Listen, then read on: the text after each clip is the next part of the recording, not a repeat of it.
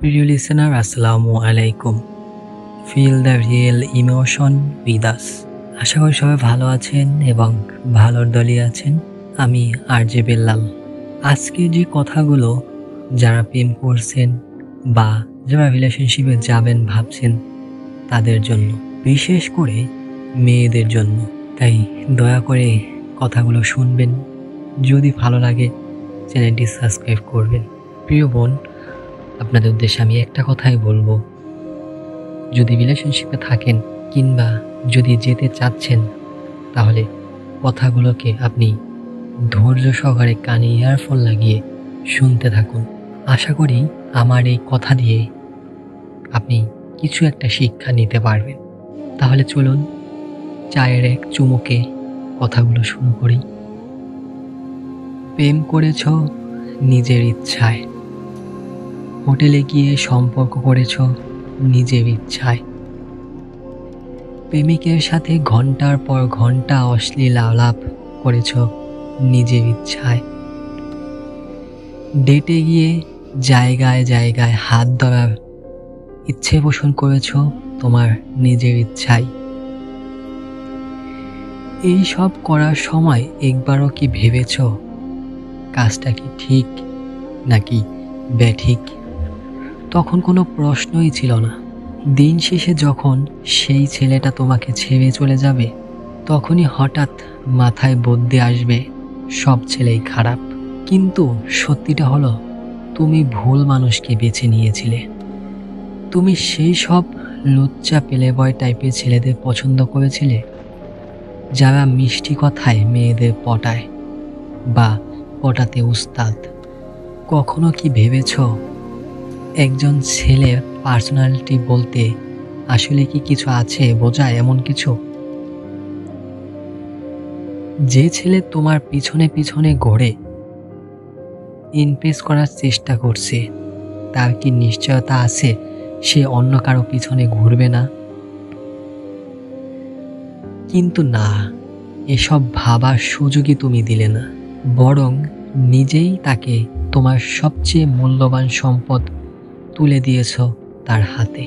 ফলাফল, ওই ছেলে একদিন তার বন্ধু বান্ধবের কাছে বলবে ওই মেয়েটা ভালো না, আমি ওর সাথে করেছি। কি করেছি সেটা তো আশা করি বুঝতে পারছেন।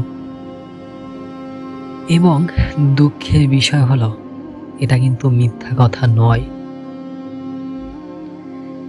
তাকে এমনটা বলার সুযোগ দিয়েছে কে? অবশ্যই আপনি।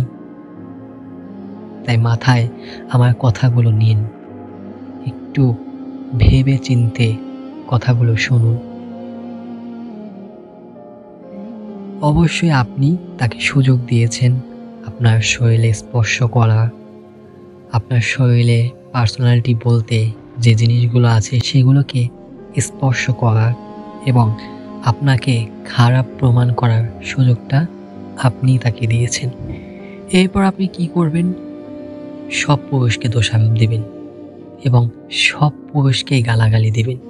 আমি সেটা জানি এবং চোখেও দেখা আমার। কিন্তু শেষ পর্যন্ত যখন বাবা মা যাকে বিয়ে দেবে তাকেই মেনে নেবেন। তখন নিজের ব্যবহৃত শরীরকে সত্তা হিসাবে মিথ্যা মনের পিছনে উপহার দিবেন আপনার সেই নতুন স্বামীকে। মনে রেখো প্রিয় বোন, তোমার মা বাবা তোমার মঙ্গলের জন্যই সিদ্ধান্ত নেয়। যে ছেলেটিকে বিয়ে করে সারা জীবন কাটাবে সেও একজন পুরুষ।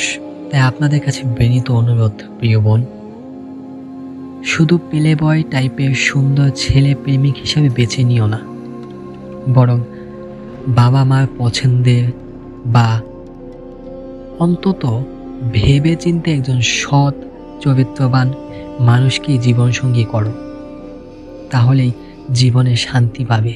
সুন্দর বা প্লে বয় টাইপের ছেলে খুঁজলে কখনোই শান্তি পাবে না। হয়তো অনেকের কাছেই খারাপ লাগতে পারে, কিন্তু এটাই বাস্তব প্রিয় বোন। তুমি আজ যার জন্য কাঁদবে, সে দেখো হয়তো তার আনন্দ মুহূর্তগুলো নিয়ে সে হাসি ঠাট্টা উল্লাস করছে।